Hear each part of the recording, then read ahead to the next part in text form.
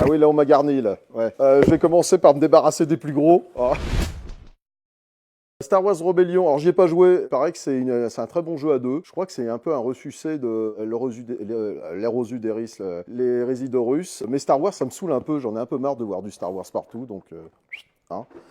Mais il paraît que c'est très bien pour ceux qui aiment. Thanauser, ça c'est le genre de jeu, il y aurait eu le financement participatif et Kickstarter entre autres. À cette époque-là, ça aurait fait un carton. C'est un très très bon jeu, je vais le mettre là, avec des figurines pré-peintes, et il y avait vraiment de très très bonnes idées dans le jeu. J'ai la complète à la maison. C'est vraiment un très bon jeu, mais sorti peut-être un peu trop tôt, parce que en fait, il aurait été le bienvenu dans ce genre de gros jeu avec... Oh putain, elle est lourde celle-là, oh la vache. Alors Jeanne d'Arc, j'y ai pas joué à Jeanne d'Arc, j'ai joué à une version prototypale avant le lancement. Je l'ai pas fait sur Kickstarter parce que j'en ai fait plein d'autres déjà, donc à un moment il faut faire des choix.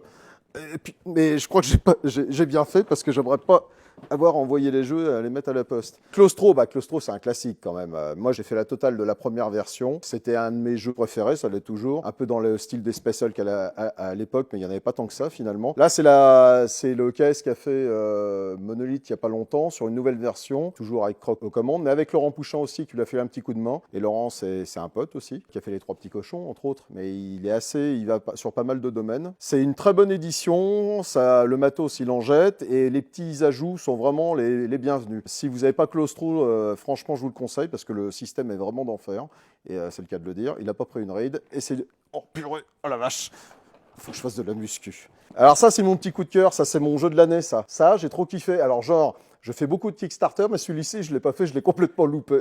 Donc, j'ai découvert un peu sur le tard. C'est Laurent, d'ailleurs, qui me l'a un peu briefé. Et ça, c'est le jeu de figurines moderne par essence. C'est du jeu de figurines. Il y a un peu de JCE façon, parce qu'il y a du Eric Lang dedans, et c'est très moderne. Et il y a un petit côté jeu de plateau. Ça colle parfaitement à l'univers. C'est un super jeu qui commence à prendre beaucoup en France. Là, il y a un petit retard au démarrage, parce qu'il faut le temps qu'une communauté s'en empare. Mais c'est vraiment un excellent jeu, je le conseille à tout le monde. 12 pages de règles, vous les lisez. C'est terminé, vous revenez plus dedans, vous jouez. Super simple à prendre en main. Oh purée, c'était lourd là. C'est bon.